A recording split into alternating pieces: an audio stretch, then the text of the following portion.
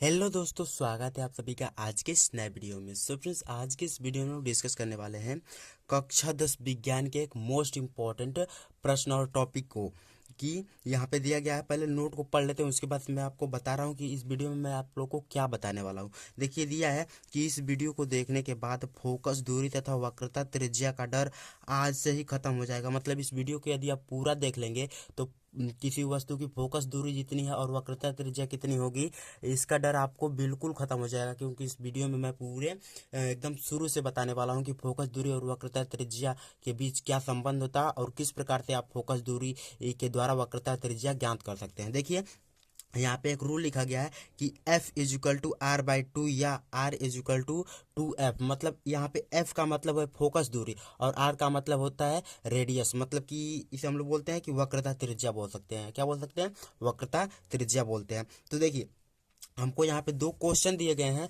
और ये question most important प्रश्न है। आपके बहुविकल्पी प्रश्नों में भी ऐसे प्रश्न पूछे जा सकते हैं, ऐसे क्वेश्चन पूछे जा सकते हैं कि आपको दे देगा कि किसी उत्तल दर्पण या अवतल दर्पण की वक्रता त्रिज्या दे देगा या फोकस दूरी दे देगा और पूछ देगा। यदि वक्रता त्रिज्या देगा तो फोकस दूरी पूछेगा और फोकस दूरी दे देगा तो वक्रता त्रिज्या पूछेगा।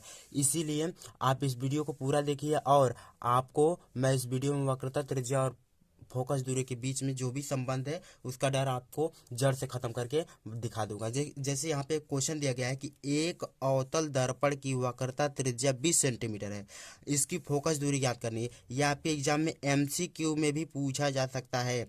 MCQ में भी पूछा जा सकता है, ठीक है। तो आप इस प्रश्न को अच्छे से पढ़िए और इस वीडियो को पूरा सही से देखिए। चलिए स्टार्ट करते हैं आज का वीडियो और मैं आपको बताता हूँ कि किस प्रकार से आप ऐसे प्रश्नों को सॉल्व करेंगे। देखिए, हम लोग सबसे पहले लिखेंगे हल। क्या लिखेंगे? हल। और हल में हम सबसे पहले लिखेंगे ये जो हमको दिया है। हमको क्या दिया है कि एक अवतल दर्पण है जिसकी वक्रता त्रिज्या क्या है? 20 सेंटीमीटर है। कितनी? 20 सेंटीमीटर है। मतलब वक्रता त्रिज्या को हम लोग किससे लिखेंगे? आर से लिखेंगे। तो हम लोग लिखेंगे आर बराबर कितना दिया है? 20 सेंटीमीटर। आर बराबर कितना दिया है? 20 सेंटीमीटर। मतलब कि वक्रता त्रिज्या कितनी है? 20 सेंटीमीटर। हम लोग को पूछा क्या है कि इसकी फोकस दूरी या फिजिकल टू क्या होगा? या फिजिकल टू कितना होगा? तो हम यहाँ पे भी एक रूल मैंने आपको बताया कि एफ इज इक्वल टू होगा आर बाई टू। तो एफ का मान निकालना है तो आर में 2 से क्या करना पड़ेगा? भाग देना पड़ेगा।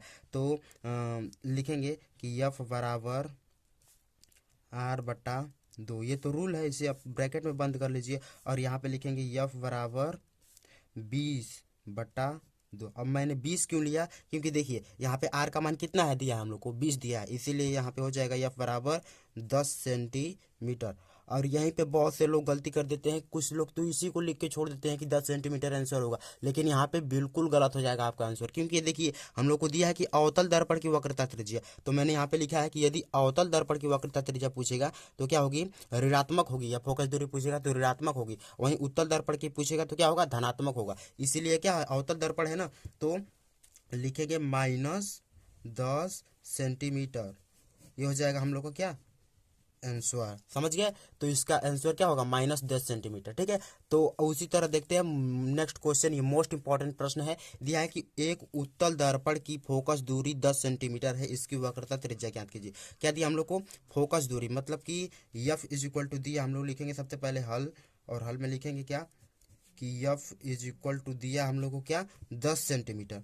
कितना सेंटीमीटर? 10 सेंटीमीटर। अच्छे से आप प्रश्नों को समझिए। एफ बराबर कितना दिया? 10 सेंटीमीटर। पूछा इसकी वक्रता त्रिज्या क्या होगी, तो हम लोग को वक्रता त्रिज्या मतलब आर का मान निकालना है। तो आर बराबर क्या होता है? 2F होता है। पूछा है कि आर बराबर क्या होगा, हमको बताना है। तो देखिए, हम लोग जानते हैं कि आर बराबर होता है 2F। मतलब एफ में 2 से गुणा करेंगे तो आर का मान निकलेगा 2 × एफ का मान कितना है? 10 सेंटीमीटर। मतलब 10 से क्या करेंगे? गुणा करेंगे। कितना हो जाएगा? 20 सेंटीमीटर। अब हम लोग को ये बताना है कि यह धनात्मक होगा कि क्या होगा? ऋणात्मक होगा। तो उत्तल दर्पण के लिए फोकस दूरी और वक्रता त्रिज्या क्या होती है? धनात्मक होती है। वहीं अवतल दर्पण के लिए मैंने आपको बताया ऋणात्मक होती है। तो ये क्या होगा? धनात्मक धनात्मक होगा। क्या होगा, धनात्मक होगा। 20 सेंटीमीटर है, ये प्लस में 20 सेंटीमीटर लिखेंगे, तो ये है क्या इसका सही आंसर। कुछ लोग बस 20 सेंटीमीटर लिख देते हैं, कुछ लोग बस यहाँ पे 10 ही लिख देते हैं, क्योंकि ये जो अवतल दर्पण है, कि अवतल दर्पण के लिए ना फोकस दूरी और वक्रता त्रिज्या क्या होती है, ऋणात्मक होती है, इसीलिए यहाँ पे मैंने लिखा -10 सेंटीमीटर। तो मैं आशा करता हूँ कि आज का पूरा वीडियो फोकस दूरी और वक्रता त्रिज्या के बीच में क्या संबंध है आपको पूरी अच्छे तरह से समझ में आ गया होगा। यदि इसके बावजूद कोई डाउट हो तो कमेंट में लिखना मत भूलिए। मिलते हैं अगले वीडियो में, तब तक के लिए धन्यवाद। जय हिंद, बाय बाय।